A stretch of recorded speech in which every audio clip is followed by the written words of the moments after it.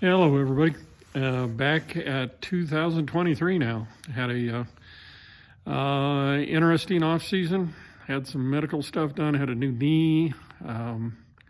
Dealt with some other stuff along the way, and but we're hanging in there, trying to get through the winter. It's still cold here. I mean, it's for 1st of March, it's not terrible, but it's, I don't know, 35 degrees, maybe 40 degrees today, and kind of been like that. The snow's hanging around.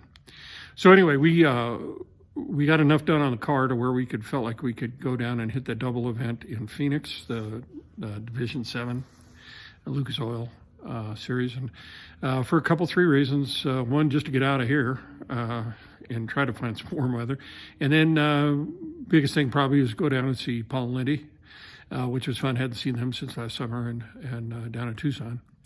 And the track let us, Wild Horse Pass let us drop the trailer off on, ended up being Sunday afternoon. And then we were able to go down and spend 2 or 3 days with Paul and Lindy, and then make it back up to get the car in the pits on Wednesday morning. Wednesday was sort of a washout. It was supposed to be a test day, and it was real windy and cold, and they just decided to wash that out. Interesting thing that while we were getting ready to leave there on Wednesday afternoon, they had already credited us our money for the test and tune because it was canceled, and we didn't even ask for it yet or anything, which I thought was pretty cool. But unfortunately, we didn't get the test tune.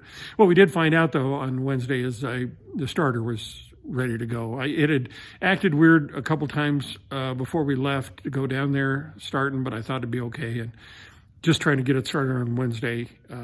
The car's pretty high compression, and it took enough teeth out of the gear on the starter to where you couldn't depend on it to start the car. So I spent Wednesday afternoon in the wind pulling the starter out of the car, which is a chore. And then we did find later Wednesday afternoon, found a outfit place in town there in Phoenix where I got a gear. So then we spent Thursday morning, which was supposed to be our first run, our time trial. I was still working on the car, trying to get the starter back in it, and finally did, but we didn't make that first time trial. So it was a second time trial, and I'll go through those with you here pretty quick. But overall, it was, it's always fun drag racing most of the time. We didn't really break anything. We solved a couple problems while we were down there with the starter, and then I also had a high-end miss for some reason that I didn't remember from last year. So it could have been I went ahead and raised the fuel level a little bit just in case, and raised the fuel pressure up to just under 7 pounds, and it was a little over 6. And then I also, because we were running higher RPM at the lower elevation there, I put the rev limiter up to 73 from 71. It showed it was running up at 69 and 7,000. So, and that seemed to take care of it in the last 2 runs. So, I'll talk about it during the time when we go through trip by trip, and kind of explain where I still have a ways to go. Thanks for watching, and here comes the races. Okay, here's the first time trial that ended up being Thursday afternoon after I got the starter in it. So I was basically just trying to figure out where we were down there, never running at that altitude before. And you can see we were at, the air was just under 2,000, the air density factor. Where, to give you an example, up at Vandermeer, we're normally running between usually 7,500 and 10,000. So there's quite a bit of difference. So the car obviously was going to run faster down there. So I was off a little bit. I was off 21 thou under. The car was running too fast. I should have had a little more on the timer. And you can see there pretty good 8th mile, the 105.5 mile an hour. And then you see the top end was a little over 130 or 130 and a half. And that was with a miss at the top end. So it's, anyway, it's all I had to go by going into Thursday night with the first elimination starting Thursday morning. Here's that race.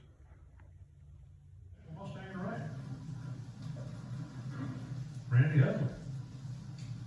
79-mile Fox 5. Big old blue oval. Cavalry hood.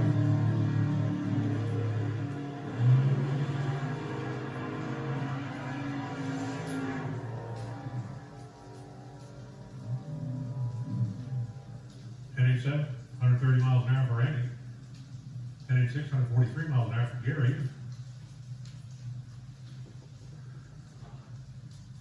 Now it's Gary Erickson, Bill Kidd. Okay, so here's the first elimination pass. This would have been on Friday morning. You can see we had, the air was right at 1200 DA. Looks like I had a little over 1.5 seconds in the timer. You can see there's that 004, which is what ran me the race, really. And then there's where they had a 10.911 to his 10.906. Pretty good race, but you can see there too, the car again was missing a little bit on the top end.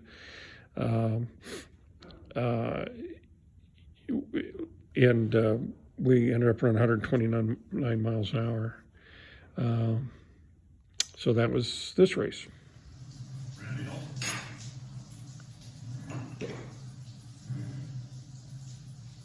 Kyle Fritz in the Firebird, making his last adjustment before the racing fuels on the side. And over on the right side is Randy Hilton.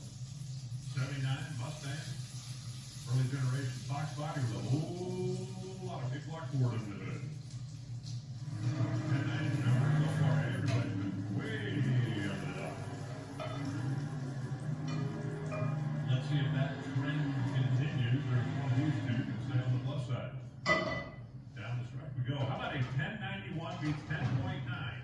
Oh, 6.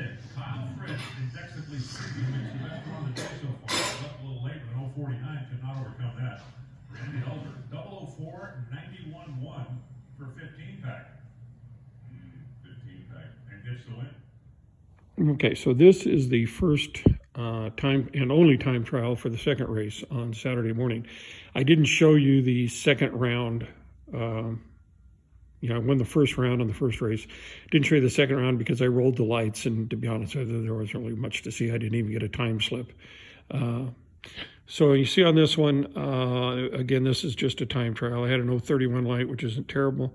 Way fast, though. I mean, it was a tenth fast. So, and you can see, look at that speed, 132.58. So that's a full mile an hour faster. The car wasn't missing, so it's finally running good again, and I just didn't get caught up with it. So that was that run.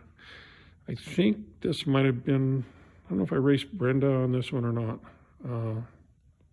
But anyway, I was way fast. So where I'm at right now, before I show you the races, I'm trying to figure out, where I need to be for the actual race later this afternoon, the afternoon of this race. Okay, so this is the race Saturday afternoon, which was the first round of the second race, elimination round. You can see we're actually at 26:32 for the air.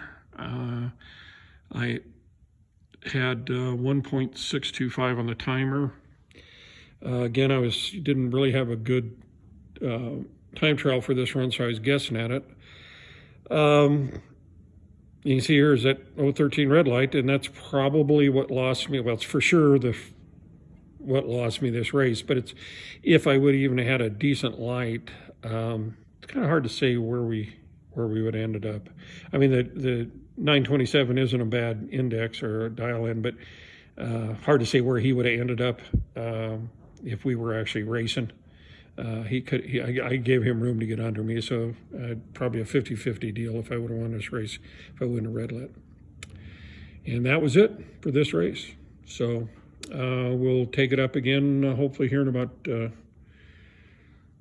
6 weeks, something like 6-7 weeks. Hopefully we're going to be doing something, whether it's even a test and tune or they're going to have a bracket race in April. I might try to hit it, Vandermeer.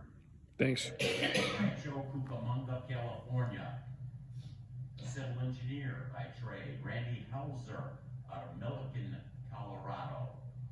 He's a pipe fitter. Man, what a cool looking blue Nova that we see in that left lane. My mom had a 64 Nova, but didn't have a 600 plus cubic inch motor in it like David Beckwith does. 1090's the number. Randy Helzer left before the tree went green, went red by 13 thousandths, ran a 92 with a 7, but he's gone. David Beckwith looked up on the scoreboard, or actually on the wall, see the win light on, said, I'm going to see what this baby will do. Ran it out with a 1088 with that win. The man Beckwith from Rancho Cucamonga to the next round, Super Street. Here we got the Brenda Brown.